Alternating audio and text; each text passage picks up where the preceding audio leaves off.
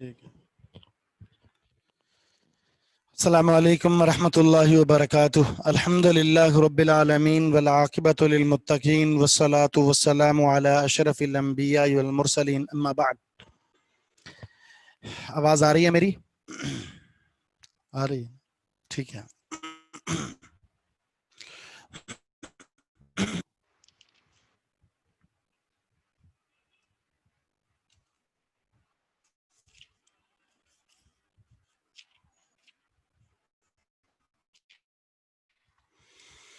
ہم نے حدیث کون سی پڑھنی ہے آج؟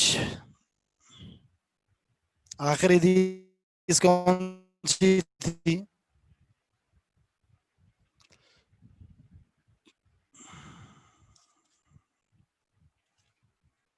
چھبیس.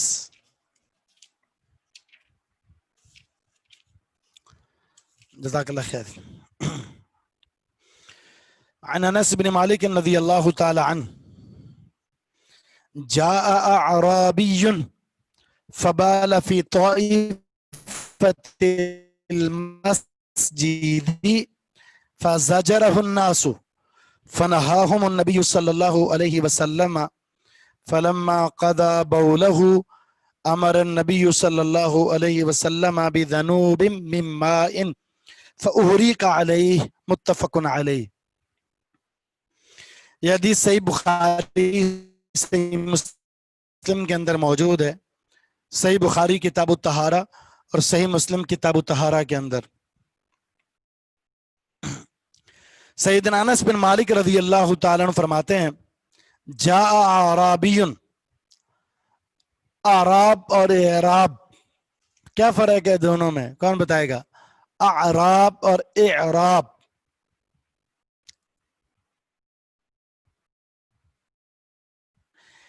اعراب کہتے ہیں دیہاتی کو، ٹھیک ہے، جو کسی بستی میں گاؤں میں رہتا ہے. اور اعراب کہتے ہیں رفع نصب جر کو، زیر زبر پیش کو. تو دیکھیں زیر زبر سے معنی میں کتنی تبدیلی آ جاتی ہے. وضو ودو وضو آپ نے جانا، اعراب اعراب آپ نے جانا. تو ایک دیہاتی آیا فبالا، اس نے پیشاب کر دیا، فی طائفۃ المسجد، مسجد کے کونے میں. طائفہ کہتے ہیں کنارے کو، ایک کونے کو، ایک جانب کو. تو ایک دیہاتی آیا اور اس نے مسجد کے کونے میں پیشاب کر دیا. یار اسے جگہ نہیں ملی اور نو مسلم تھا. ابتدائی اسلام جو اس قبول کرنے والے مسلمان تھے، احکام شریعہ سے ابھی اتنا ان کو آشنائی حاصل نہیں ہوئی تھی. تو اب مسجد کا کیا تقدس ہے، مسجد کا کیا مقام ہے، یہ اب تک علم کے اندر یہ بات راسخ نہیں ہوئی تھی. پیشاب لگا، جگہ نظر نہ آئی تو مسجد کے کونے میں ہی پیشاب شروع کر دیا. فزجرہ الناس، لوگوں نے اسے ڈانٹا. ظاہر ہے جن کو پتا تھا، جو اس چیز سے روشناس ہو چکے تھے، جو اس چیز سے واقف ہو چکے تھے، انہوں نے ڈانٹنا شروع کر دیا. حتیٰ کہ بعض روایت میں یہ کہ انہوں نے پتھر اٹھا لیے. فنہاہم النبی صلی اللہ علیہ وسلم، نبی علیہ السلام نے ان کو منع کر دیا. نبی علیہ السلام نے منع کر دیا انہیں کہ تم پتھر مت اٹھاؤ، تم ڈانٹو مت، جھڑکو مت. فلما قضا بولہ، جب اس نے پورا کر دیا اپنا پیشاب، جب پیشاب پورا کر دیا، پیشاب کر لیا، فارغ ہو گیا،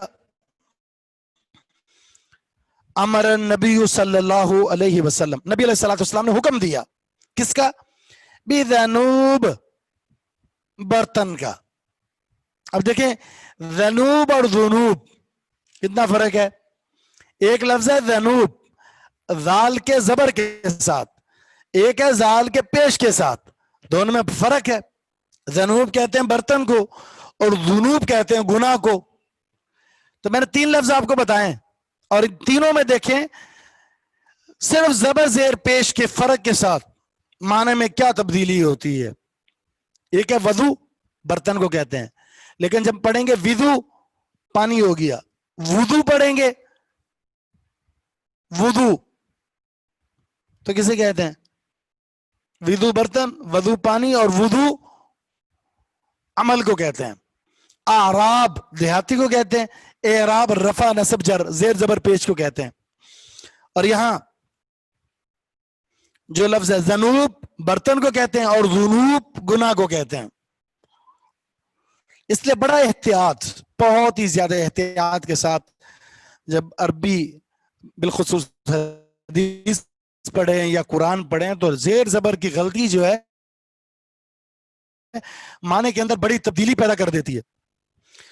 تو نبی علیہ السلام نے حکم دیا برتن کا پانی کے، فَأُحْرِقَ عَلَيْهِ، اس پانی کو بہا دیا گیا اس پیشاب پر. پیشاب تو ظاہر ہے زمین میں چلا گیا، اس پیشاب والی جگہ پر پانی کو بہا دیا گیا. دیکھیں ایک آدمی ہے جس سے انجانے میں، یعنی اس کو علم نہیں ہے غلطی ہو جائے، اور ایک بندہ ہے جس کو پتہ ہے، تو دونوں کا رویہ ایک جیسا تو نہیں ہوتا. ایک بندے نے اسے پتہ نہیں تھا غلطی کر لی، اور دوسرا بندہ اسے پتہ ہے، تو دونوں کا رویہ ایک جیسا تو نہیں ہونا چاہیے. ایک آدمی کے بارے میں جب یہ بات معلوم ہو کہ اس بیچارے سے غلطی ہوئی ہے. آواز کٹ رہی ہے.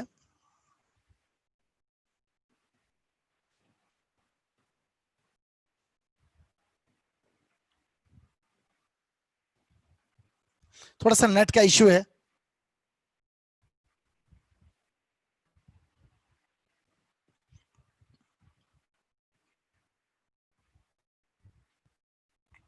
ٹھیک ہے، اب میں یہ شخص جس سے یہ غلطی ہوئی نو مسلم ہے، ٹھیک ہے. اس صحابی سے، صحابی ہے ظاہر، اللہ کے رسول صلی اللہ علیہ وسلم پر ایمان لائے اور آپ کو دیکھا صحابی ہے، نئے نئے مسلم تھے، نئے نئے اسلام کو قبول کیا، اور ان سے ہوئی یہ غلطی، اور یہ غلطی بھی جان بوجھ کر نہیں، انجان میں. پیش کے ساتھ پڑھیں گے تو مطلب ہوگا گناہ. تو یہ غلطی ہوئی ان سے، سرزد ہوئی. اب کیا ہوا؟ دوسرے صحابہ کو پتا تھا یہ غلطی ہے، تو انہوں نے روکنے کے لیے غصے کا اظہار کیا، پتھر اٹھا لیے، زبان سے سخت جملے کسنا شروع کر دیے. لیکن نبی علیہ الصلوۃ والسلام نے جو رویہ اختیار کیا بہت ہی زبردست تھا، بہت ہی زبردست. دیکھیں دونوں رویوں میں تبدیلی دیکھیں. آپ سے اگر غلطی ہوتی ہے، آپ کو پتا نہیں تھا، اور میں بھی وہی رویہ اختیار کروں، نتیجہ پتا کیا ہوگا؟ نتیجہ دشمنی کی صورت میں پیدا ہوگا، نفرت کی صورت میں پیدا ہوگا، پھر اصلاح نہیں ہوگی وہاں پر. اللہ کے رسول صلی اللہ علیہ وسلم نے جب سمجھایا، بلایا اپنے قریب، صحابہ کو کہا چھوڑ دو، کوئی برا بلا نہ کہے، پتھر پھینک دو. آپ نے پانی منگوا کر کہا اس سے صاف کر دو، اس پہ پانی بہا دو، اس نے کچھ نہیں کہا.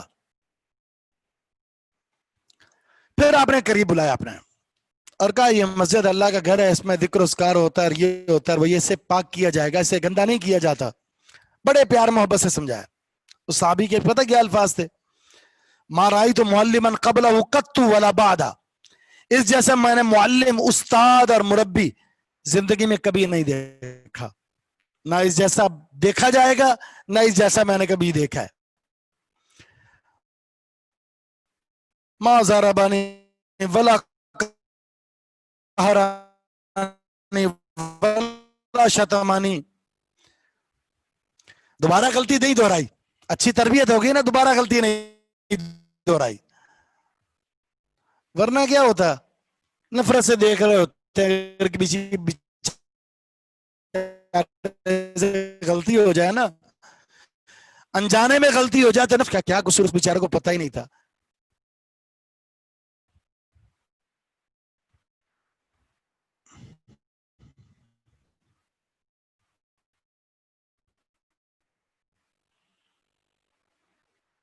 जी जी, मैं रुक गया हूँ इसलिए आवाज सेट हो जाए।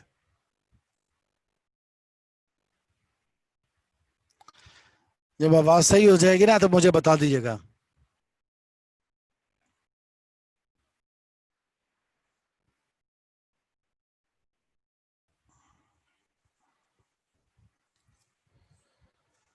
बस सुने, एक तो पानी बुलाओ, दूसरा बुलाना उनको जरा, नेट का मसला थोड़ा सही हो गई है।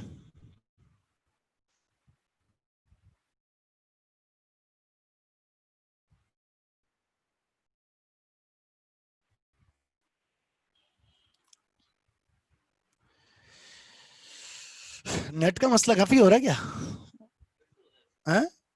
हाँ, नेट का मसला हो रहा है बार बार, मतलब थोड़ी देर चलता है उसके बाद फिर दोबारा दूसरा देखें कोई नेट।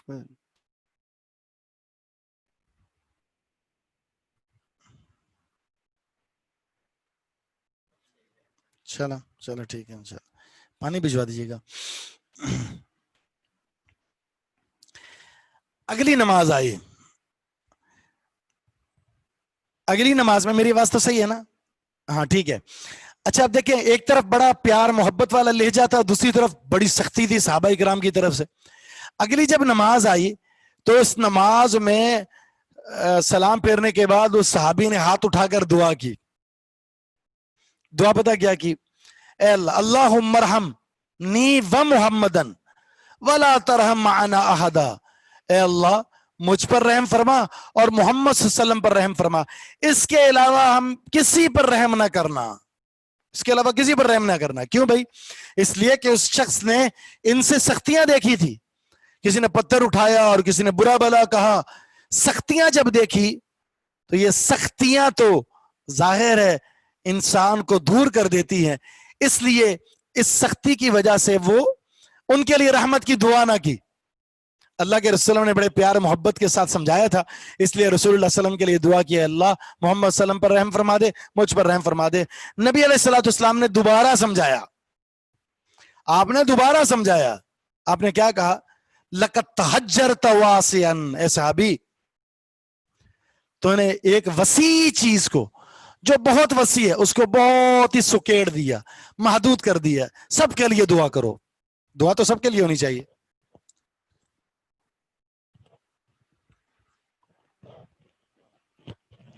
लेकिन बात समझे आप, सख्ती का नतीजा क्या होता है? दूरी। और शफकत का नतीजा क्या होता है? कुर्बत, प्यार मोहब्बत। नफरत सख्ती से बढ़ती है और कुर्बतें पैदा होती हैं नरमी के साथ। इसलिए अगर किसी से गलती हो जाए और आपको पता ना हो कि इससे गलती की वजह क्या है, वजह जाने बगैर आप चढ़ न दौड़े। पहले कोशिश करें जानने की, यार इससे गलती हुई क्यों है, और जब पता चल जाए उसके बाद समझाएं, तन्हाई में, सबके सामने जलील ना करें। सबके सामने जलील ना करें। अरे यहाँ क्या होता है, ये भी पता है बेचारे से गलती हुई है और उसको पता नहीं था, उसके बाद फिर जो बुरा भला होता है वो कुछ ज्यादा ही होता है।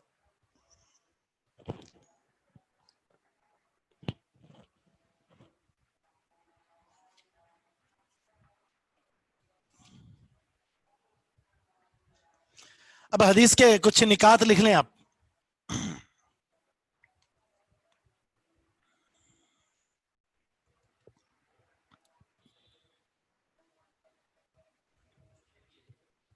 ठीक है।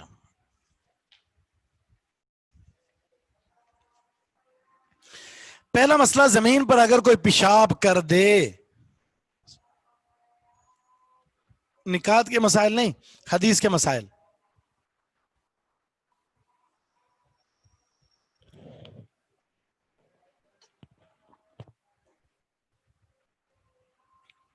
जमीन पर अगर कोई पेशाब कर दे तो उस पर पानी बहाकर पाक किया जा सकता है।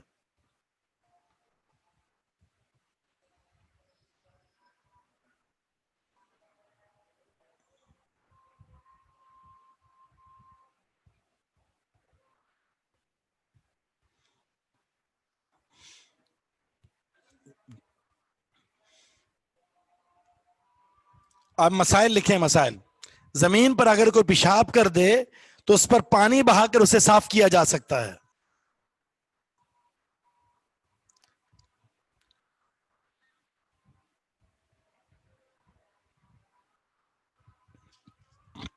لیکن تھوڑا سا فرق ہے یہاں پر، اس فرق کو سمجھیں. اگر وہ مٹی ہے نا تو ظاہر ہے جب پیشاب ہوا تو پانی، وہ پیشاب جو ہے وہ کہاں چلا گیا؟ مٹی کے اندر چلا گیا. اوپر سے جب پانی بہائیں گے تو وہ صاف ہو گئی. اوپر سے جب پانی بہایا تو وہ کیا ہو گئی؟ صاف ہو گئی. لیکن اگر کسی نے ماربل پر کر دیا ہے، ٹائل پر کر دیا ہے، تو اب تو ماربل یا ٹائل اس پانی کو جذب تو نہیں کریں گے، وہ پانی سوکھے گا تو نہیں، پانی وہیں پڑا رہے گا. تو اس پر پانی ڈالیں گے تو پیشاب مزید بڑھ جائے گا، پھیل جائے گا. تو طریقہ کار یہ ہے کہ اسے کسی کپڑے کے ساتھ صاف کیا جائے، اس کے بعد پھر صاف کپڑا، پھر گیلا کپڑا مار کر اس کے اثرات کو ختم کر دیا جائے، یا پھر بالٹی کے ذریعے آپ بہا کر، پانی بالٹی بہا دیں اور اسے دھو کر صاف کر دیں فرش کو.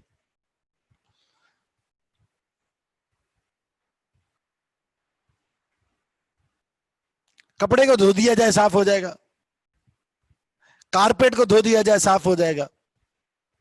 پانی بہا کر بار بار پانی بہایا جائے اور اسے سکھا دیا جائے.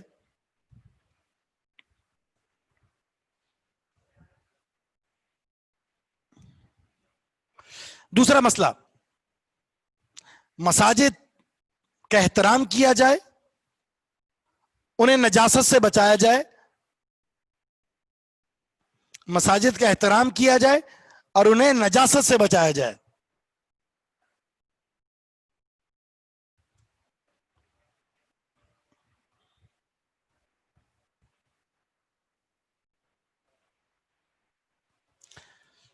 کارپیٹ کو پاک کرنے کا طریقہ دھوبی کے پاس ہوگا، میرے پاس تو یہی حل ہے کہ پانی ڈال کر ایک دو دفعہ اسے صاف کر لیا جائے. باقی صحیح طریقے سے تو دھوبی کر سکتا ہے.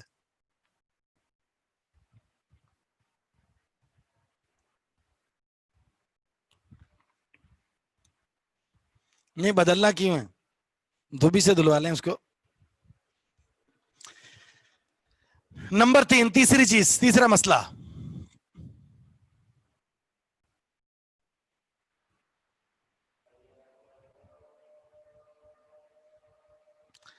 اس میں پانی بہانے کی کوئی حد تو نہیں ہے، بس آپ مطمئن ہو جائیں، تسلی ہو جائے، بس کافی ہے.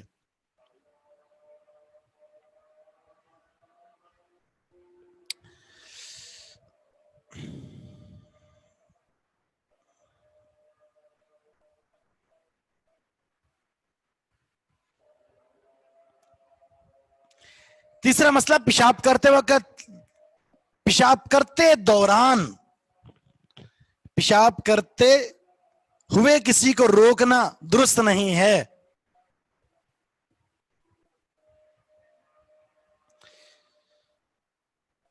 پیشاب کرتے ہوئے درمیان میں کسی کو روکنا درست نہیں ہے.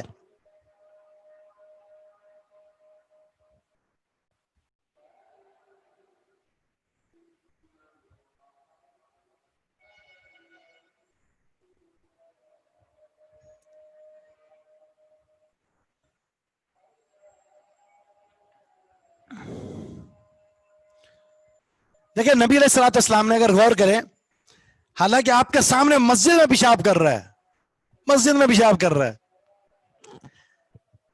اب آپ نے منع نہیں کیا. آپ جانتے ہیں اس کے پیچھے 3 راز تھے، 3 راز. نمبر 1، پیشاب کرتے وقت درمیان میں کسی کو اگر روک دیا جائے، آپ جانتے ہیں، پڑھے لکھے ہیں، طبی اعتبار سے یہ نقصان دہ چیز ہے، اس کی صحت کے لیے نقصان دہ. دوسری بات یہ ہے، دوسرا سب سے بڑا نقصان یہ ہے، اب مسجد کی صرف ایک جگہ خراب ہے، جب وہ بھاگے گا تو مسجد کا دوسرا ایریا بھی خراب ہوگا.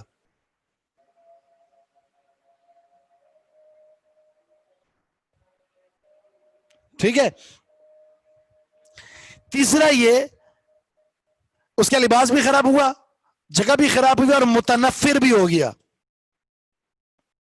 जब वो भागेगा मस्जिद को भी खराब करेगा दीगर जगह, और उसके बाद लिबास भी खराब हुआ, सेहत को नुकसान भी पहुंचा, और उसके बाद फिर नफरत भी पैदा हो गई। यार मुझसे ये गलती हो गई थी, चलो गलती कर दी थी, अब तो कर दिया ना पेशाब, अब रोका क्यों जा रहा है, अब क्यों रोका जा रहा है? तो उस काम को होने दो अब, इससे दरमियान में रोकना टोकना नहीं चाहिए जब एक अमल हो चुका है। लेकिन ये बात हर जगह फिट नहीं होगी, ये बात हर जगह फिट नहीं होगी। कुछ चीजें ऐसी हैं जिनके ताल्लुक से ये कि उसे फौरन रोकना होगा, कुछ चीजें ऐसी हैं जिसके बारे में कि एक नुकसान हो चुका है, अब उसके बारे में डांटना या उसको वैसा करना ये फायदेमंद नहीं होता। आजकल की जो मसाजिद में वाशरूम वगैरह बने हुए हैं वो मस्जिद की हुदूद में नहीं है, मस्जिद का हिस्सा नहीं होता, वो उसके मस्जिद नहीं कहते, वो मस्जिद से बाहर ही है। मस्जिद का एरिया वो होता है, चार दीवारी होने के बाद ये मतलब नहीं होता कि वो मस्जिद बन गई है। जहां जूते उतार कर आप दाखिल होते हैं वहां से मस्जिद शुरू होती है।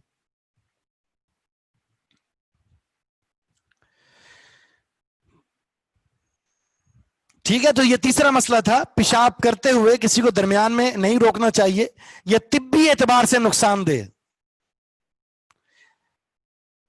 पेशाब करते वक्त दरमियान में किसी को रोकना नहीं चाहिए, यह तिब्बी एतबार से नुकसानदेह है।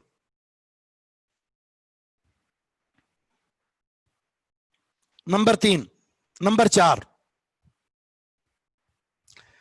नबी इस्लाम का एक देहाती के साथ इंतहाई ज्यादा नरम रवैया इख्तियार करना।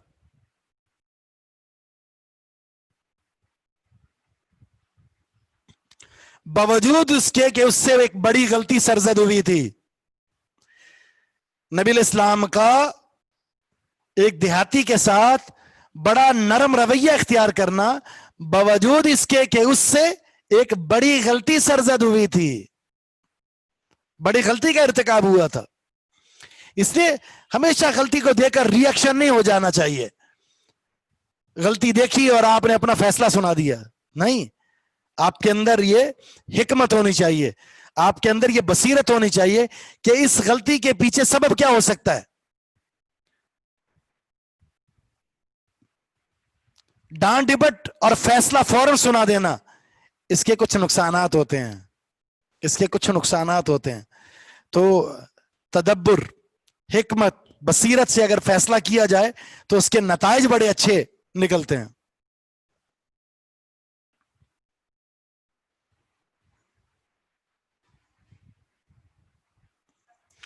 नंबर 4,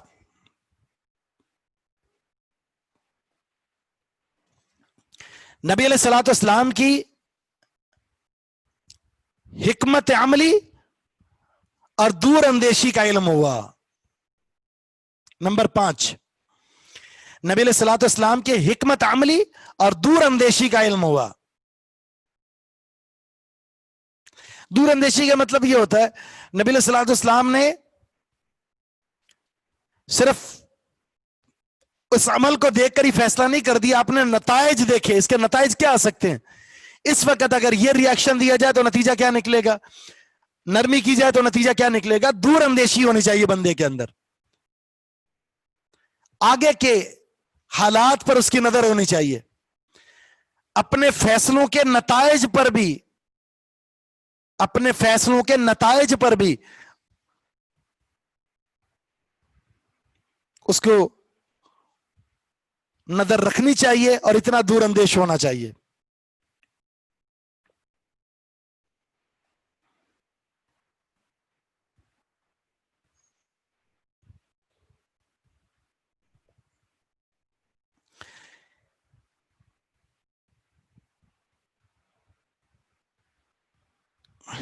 नंबर 6, लाइल्म शख्स को, लाइल्म शख्स को प्यार मोहब्बत से समझाया जाए तो इसके अच्छे असरात मुरत्तब होते हैं।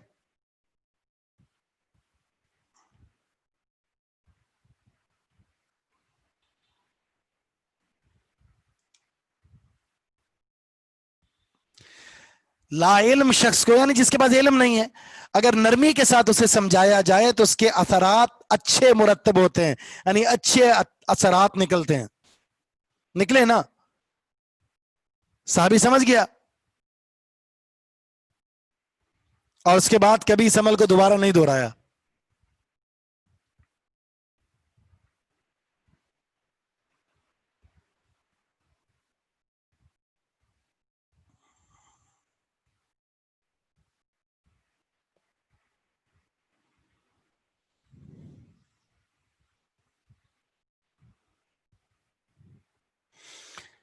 نمبر 8،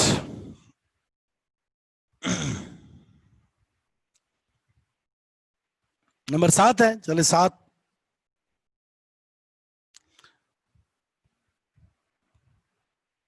جی، بخاری کی روایت میں یہ الفاظ ہیں، بخاری کی حدیث میں یہ الفاظ ہیں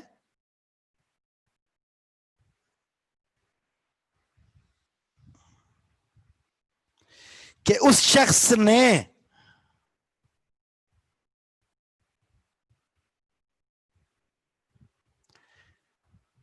نبی علیہ السلام کی نرمی کو دیکھ کر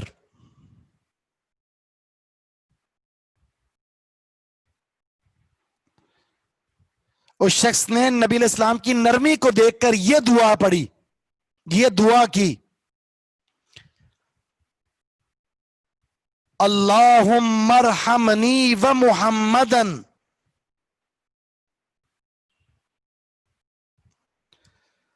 اللہم ارحمنی و محمدن ولا ترحم معنا احدا. اے اللہ مجھ پر رحم فرما اور محمد صلی اللہ علیہ وسلم پر رحم فرما، اس کے علاوہ کسی پر رحم نہ کرنا. اللہ مجھ پر رحم فرما، محمد صلی اللہ علیہ وسلم پر رحم فرما، اس کے علاوہ کسی پر رحم نہ کرنا.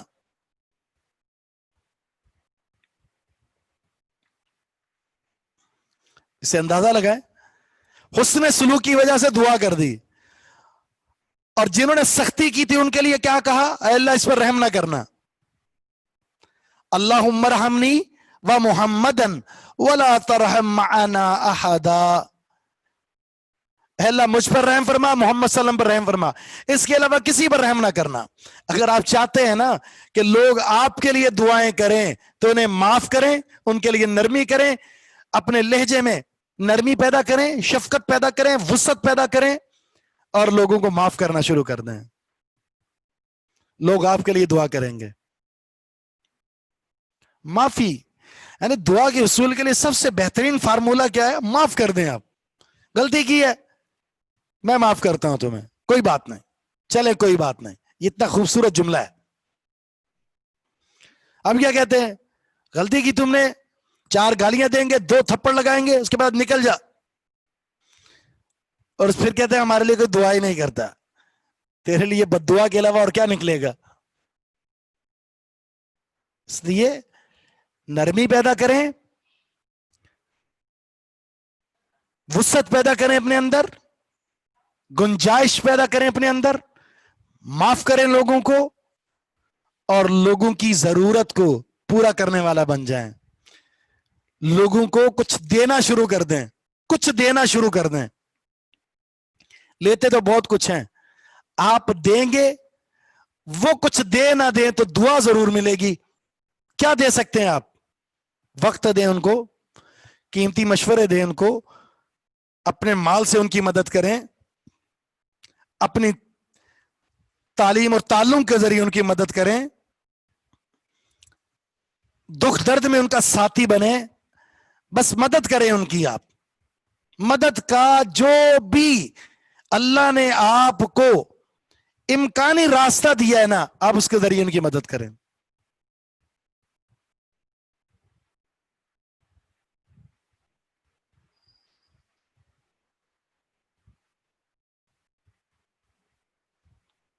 کچھ بھی ہو جائے آپ جو ہے معاف کر دیں. بس لوگ کہنا غلط آپ ہی ہیں تو آپ کہیں ٹھیک ہے میں غلط ہوں بھائی، آپ ٹھیک ہیں، بس کافی ہے. ہم ثابت کر رہے ہوتے غلط تم ہو، ہم نہیں ہو. انا عربی میں انا یعنی میں، عربی میں انا، اردو میں میں. انا اور میں یہ بہت خطرناک چیز ہے، خطرناک چیز ہے. جب انسان اپنے مفاد کے لیے جیتا ہے نا، اپنے مفاد کے لیے جیتا ہے، تو وہ صحیح معنوں میں سکون اور خوشی نہیں پا سکتا. یقین جانے خوشی وہ ہے جب آپ کسی دوسرے کو خوش کر دیں. خوشی وہ ہے جب آپ کسی دوسرے کو خوش کر دیں. یہ خوشی، اس خوشی کو حاصل کریں.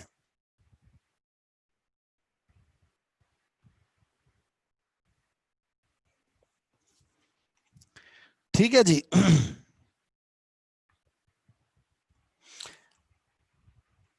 ایک حدیث سے ترجمہ کر لیتے ہیں، اس کے مسائل پر انشاءاللہ لکھوا دیں گے بعد میں آپ کو. ابو ہریرہ رضی اللہ عنہ فرماتے ہیں سمعت رسول اللہ صلی اللہ علیہ وسلم یقول، میں نے اللہ کے رسول صلی اللہ علیہ وسلم سے سنا، آپ نے فرمایا الفطرۃ خمس، فطرت والی 5 چیزیں ہیں. امور فطرت یعنی 5 ہیں وہ. اچھا اس حدیث میں 5 ہیں، ٹھیک ہے، اس حدیث میں 5 ہیں امور فطرت، یعنی وہ چیزیں جن کا تعلق فطرت سے ہے. فطرت کے بہت سارے معنی ہیں. نمبر 1 انبیاء کی سنت، سنت الانبیاء. حدیث نمبر ہے 27. فطرت کا ایک معنی ہے انبیاء کی سنت. دوسرا جو انسان کی طبیعت اور ودیت کے اندر اللہ نے شامل کر دی ہے چیز، انسان کا مزاج بنا دیا ہے، وہ انسان کی خلقت کا حصہ بنا دیا ہے. یہ انبیاء کی سنت، سنت قدیمہ، پرانی سنت جو ہر نبی اور ہر امت کے لیے تھی، اس کو فطرت کہتے ہیں. تو امور فطرت 5 ہیں، ویسے تو بہت ہیں لیکن اس حدیث میں اہم ترین 5 ہیں. الختان، ختنہ کرانا. جب بچہ پیدا ہوتا ہے تو پیدا ہوتے ہی جتنا جلدی ہو سکے اس کی شرمگاہ پر ایک گوشت کا ایک ٹکڑا ہوتا ہے، جس کو کاٹ دیا جائے تو اس کو ختان کہتے ہیں، ختنہ کرنا. ٹھیک ہے. اس کا ظاہر ہے جو راز ہے وہ انسان کی صحت پر مشتمل ہے. اگر انسان گوشت کے اس ٹکڑے کو جو شرمگاہ کے اوپر ہوتا ہے بچے کے، میل کے، اسے نہ ہٹائے تو پیشاب کے قطرات کا جمع ہو جانا اور اسی طرح جو منی ہے، مزی ہے، اس مادے کا وہاں رک جانا اس انسان کی صحت کے لیے انتہائی زیادہ خطرناک ہے. اس لیے کہا کہ ختان، ختنہ. الحمدللہ. والاستحداد، استحداد کہتے ہیں اس طرح استعمال کرنا، لوہا استعمال کرنا زیر ناف بال صاف کرنے کے لیے. حدید لوہے کو کہتے ہیں، لوہا استعمال کرنا یعنی اس طرح استعمال کرنا، بلیڈ استعمال کرنا. اصل چیز ہے ناف کے نیچے کے بالوں کو صاف کرنا. اس کے لیے آپ بلیڈ استعمال کر لیں، اس کے لیے آپ ریزر استعمال کر لیں، اس طرح استعمال کر لیں، کیمیکل استعمال کر لیں. یہ بلوغت کی نشانی ہوتی ہے مرد اور عورت دونوں کے لیے. بلوغت کی نشانی ہے زیر ناف بال آ جائیں. ایک جیسے بہت ساری نشانیوں میں سے ایک نشانی ہے اور اس کی ذمہ داری ہے کہ اسے صاف کرے. یہدیکم اللہ ویصلح بالکم. پھر وہ کیمیکل ہے، کیمیکل سے صاف کرنا چاہے تو کر لے صاف. اصل چیز ہے صفائی. قص الشارب، مونچھوں کو کاٹنا، مونچھے کترنا، کاٹنا.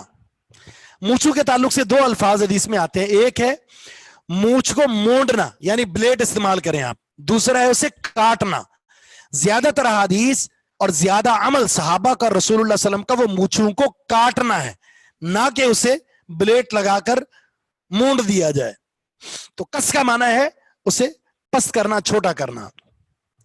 تقلیم الاظفار، ناخن کاٹنا.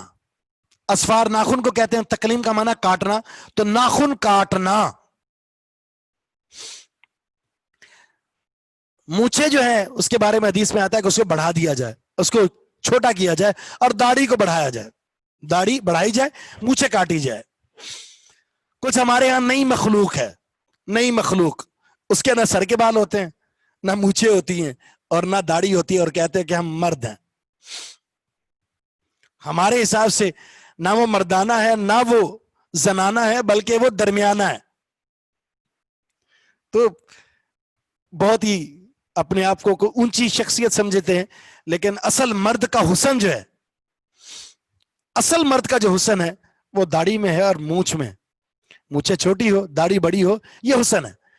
اور عورت کا حسن کیا ہے کہ اس کے سر کے بال بڑے ہیں تو اس کے چہرے پر نہ مونچھیں ہے نہ داڑھی ہے.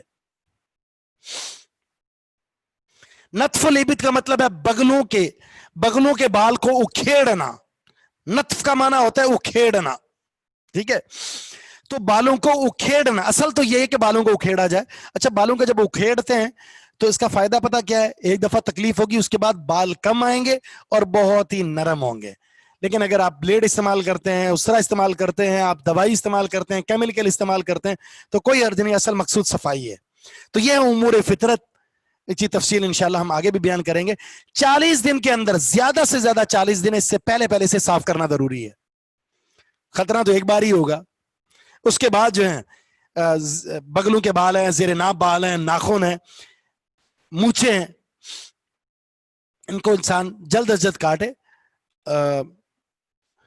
40 دن کا ایک وقت مقرر کیا ہے شریعت نے 2 چیزوں کے تعلق سے بالخصوص, بلکہ 3 چیزوں کے تعلق سے. ایک ناخن ہے, بغلوں کے بال ہیں اور زیر ناف بال ہیں. 40 دن کے اندر اندر اسے کاٹنا ہے, ختم کرنا ہے. اگر ایسا نہ کیا تو انسان گناہ گار ہوگا. ٹھیک ہے جی. تو انشاءاللہ اس پر تفصیل جو ہے آگے آئے گی. اگلی حدیث پر اس کے مسائل بھی لکھوائیں گے اور تفصیلاً بات بھی کریں گے. سبحانک اللہم و بحمدک اشہد ان لا الہ الا انت استغفرک و اتوب الیک. جی ہاں, عورت کے لیے بھی اجازت ہے, وہ ریزر استعمال کرے یا بلیڈ استعمال کرے یا کیمیکل استعمال کرے, اس میں کوئی حرج نہیں. اصل چیز ہے صفائی, صفائی ہونا چاہیے.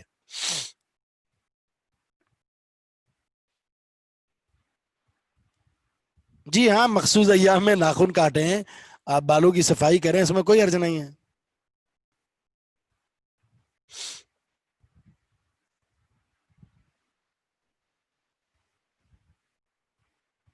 ابو ہریرہ رضی اللہ عنہ.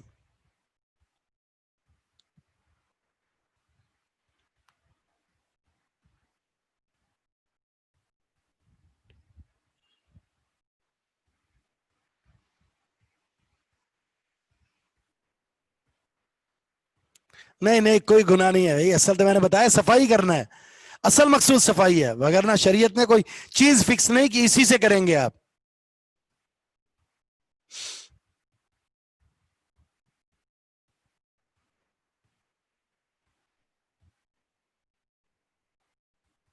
مقیم ہے, مسافر ہے, سب کے لیے ایک ہی ہے. جی ہاں بالکل.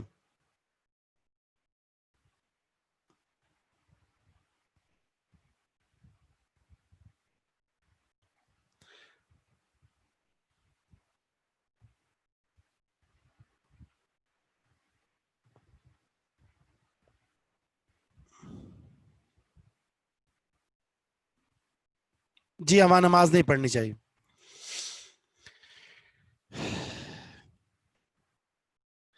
داڑھی کی کوئی مقدار نہیں ہے, داڑھی کو معاف کرنا بس شریعت کا حکم یہ کہ اسے معاف کر دیں آپ. اس کی شریعت نے کوئی مقدار مقرر نہیں کی, صرف ایک بات بتائی ہے کہ آپ داڑھی کو معاف کر دیں. ٹھیک ہے جی. سبحانک اللہم و بحمدک اشہد ان لا الہ الا انت استغفرک و اتوب الیک. انشاءاللہ العزیز نیکسٹ کلاس میں آپ کے سوالات لیں گے انشاءاللہ.